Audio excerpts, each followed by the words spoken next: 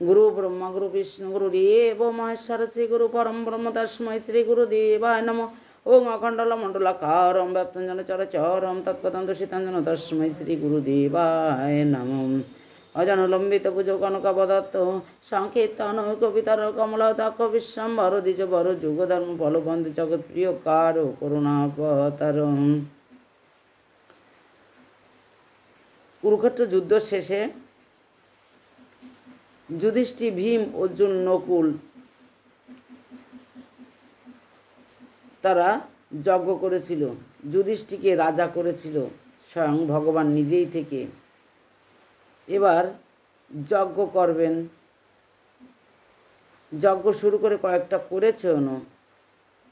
এবার ভগবান বললেন তোমরা বৈষ্ণব সেবা দাও, এমন বৈষ্ণব সেবা দাও যাতে স্বর্গে ঘণ্টা বাজে। কৃষ্ণ বললেন তোমরা তাহলে মুচির ছেলে রুহিদাসকে নিমন্ত্রণ করো। এবার অর্জুনকে পাঠিয়ে দিলেন। অর্জুন নিমন্ত্রণ করতে গেছেন। যে চিন্তা করছেন এ পরম বৈষ্ণব, এ তো জুতো সেলাই করে। আর অর্জুনকে বললেন তুমি এখান থেকে খেয়ে তারপরে যাবে, তুমি না খেলে আমি তোমার বাড়ি যাব না। অর্জুন চিন্তা করলেন আমার এই রাজ পোশাক পরা আছে আর আমি এদের বাড়ি খাবো, তা কী করে সম্ভব? আবার সখা তো পাঠিয়েছে। তখন অর্জুন নিরুপায় হয়ে অজুহাত দেখিয়ে বেরোতে না পেরে বসে রইলেন। তখন একটা চামড়ার ব্যাগের থেকে একটু তেল দিলেন মাথায় দিতে। অনিচ্ছার সত্ত্বেও মাথায় দিয়ে যখন স্নান করতে গেছেন দেখে চামড়া ভিজানো জল। তখন চিন্তা করছেন এই জলে কিভাবে স্নান করব।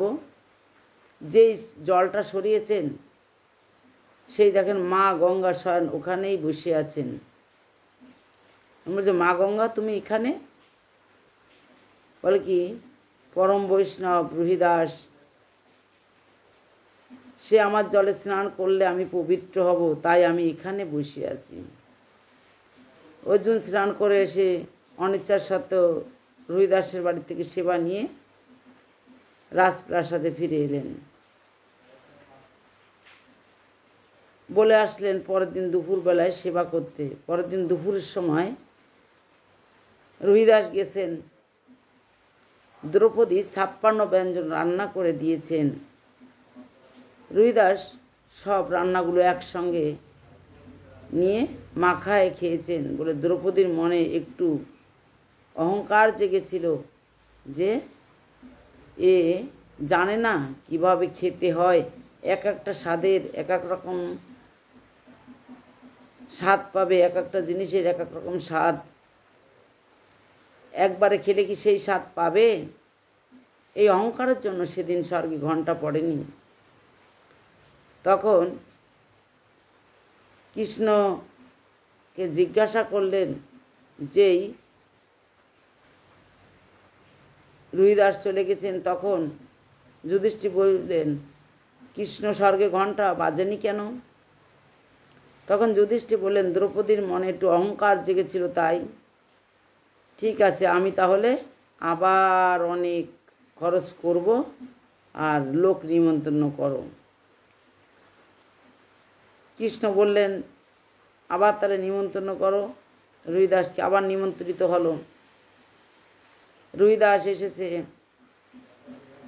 খেতে বসেছে। দ্রৌপদী আজকে আর সামনে যায় না। দ্রৌপদী 56 ব্যঞ্জন রান্না করে সরে গেছেন, সাইডে দাঁড়িয়ে আছেন, মনে কখন কি জাগে। তখন ভগবানকে নিবেদন করে রুহিদাস এই প্রসাদ গ্রহণ করলেন। সেদিন স্বর্গে ঘণ্টা বেজেছিল। এবার একটা নেউল মানে বেজি এসে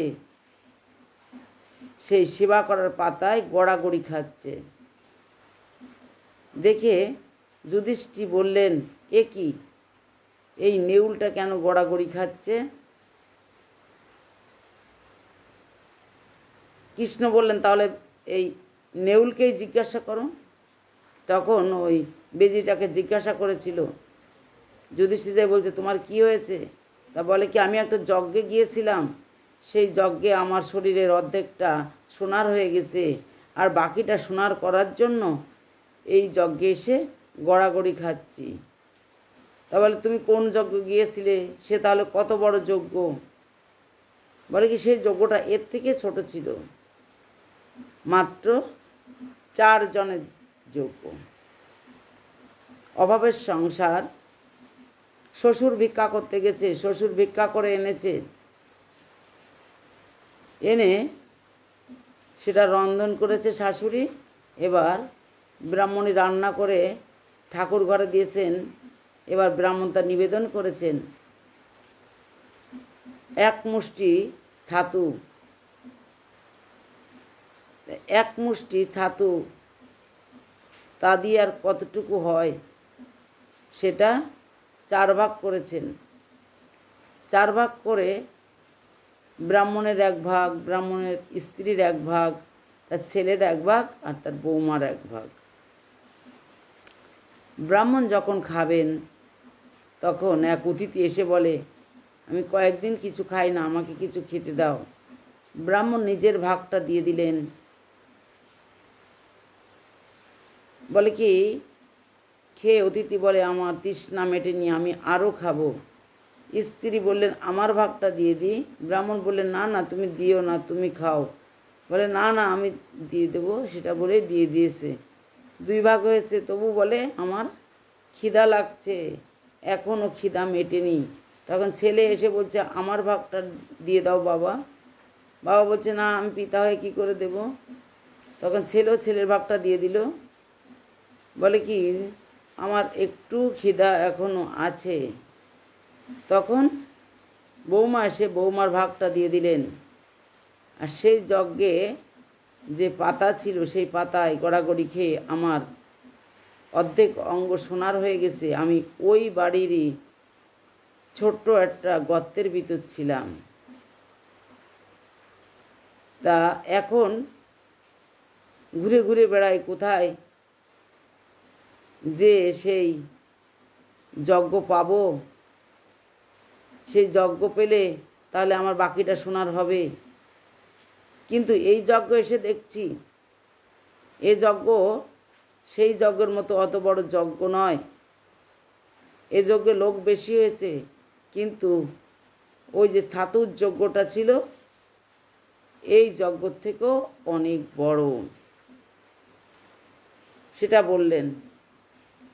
এবার যুধিষ্ঠির ও কৃষ্ণ শুনে অবাক হলেন। কৃষ্ণ তো জানতেন ঘটনা, আর যুধিষ্ঠির শুনে অবাক হলেন।